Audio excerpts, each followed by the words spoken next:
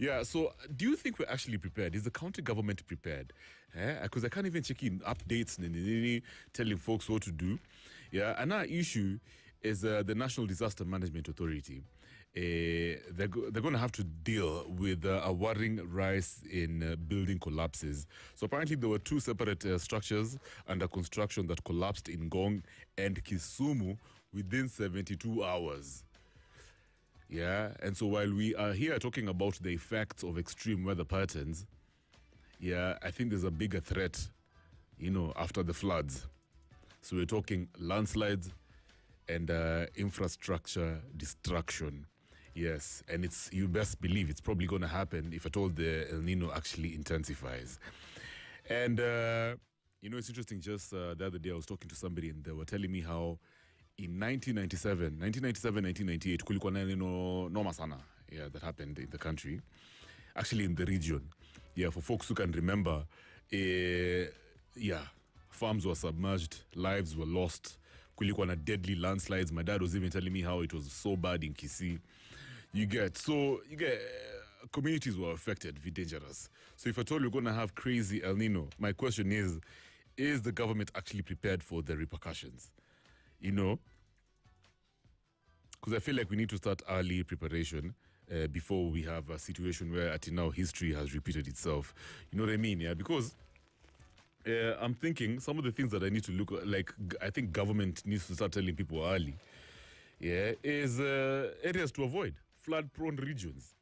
I think government needs to start mapping vulnerable populations also, strengthen our rescue systems, ensure different government agencies actually coordinate instead of reacting after disaster strikes. Yeah, we've had stories of that one. Yeah, so the collaboration between government agencies and also private sector has to be very on point. So for me, it's not really about the fear of the rain per se. I'm just, it's the distraction, bro. Yeah, extreme El Nino can actually mess things up. Yeah, so I got a list over here, just something that you need to look out for ordinary Kenyans as you prepare for possible El Nino season. Yeah, so you need to know these things because I feel like they can actually make a huge difference in your life. Number one, you got to know if your area is flood prone. Right now, bro, you do your own research. Ask the authorities, just do your due diligence. Yeah, especially if you live near rivers, valleys, informal settlements, areas with poor drainage. And then another one is keep emergency essentials very ready. Torch, lazima kuna torch, power bank, dry food, clean drinking water, first aid kit, and copies of important documents sealed in waterproof bags. We're also talking clean drainage around homes and compounds early before heavy rains begin. This one especially for estates association. And even if you have your own yard, please ensure hizo drainage ziko fiti sahi. You don't even have to wait for county government to sort you guys out. You know what I mean? Because your lives will be on the line. And then avoid building or renting in unsafe structures, especially unfinished high rises or homes near steep slopes vulnerable to landslides. Maze, right now, I think the smart thing to do if you're planning to move to a certain area, the first thing to do before you rent, ensure that area is not flood prone. It's a safe structure. And then you don't have a situation where it's unfinished. Because anything can happen. It's very risky. And then have an evacuation plan. Very, very necessary. Know where your family will go or would go if roads flood or power is cut off. And then for farmers, because I know we got a bunch of farmers listening to this show.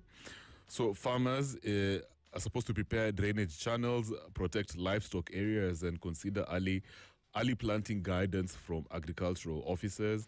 For motorists, you should avoid driving through flooded roads because even shallow moving water can sweep vehicles away. We saw that just about a month ago.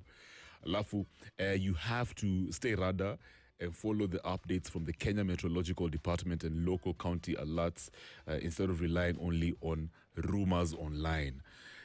So listen, I think if you're gonna survive in this, because one thing I know for sure is that we're living in the era of the catastrophe. I've been saying this out loud on this show, and if you're gonna survive these natural disasters, then you have to be fully prepared early. Yeah, because if you don't, you'll regret. Yeah, we've already seen how just normal Kenyans out here are struggling to deal with the impact of the flooding. So it's 13 minutes to the top of the hour. More stories when we come back. In fact, we'll touch on the hantavirus outbreak. Yeah, apparently the UN Health Agency is saying there's no sign of larger hantavirus outbreak. I have a few things to say about this hantavirus manenos. James Vickery, until morning.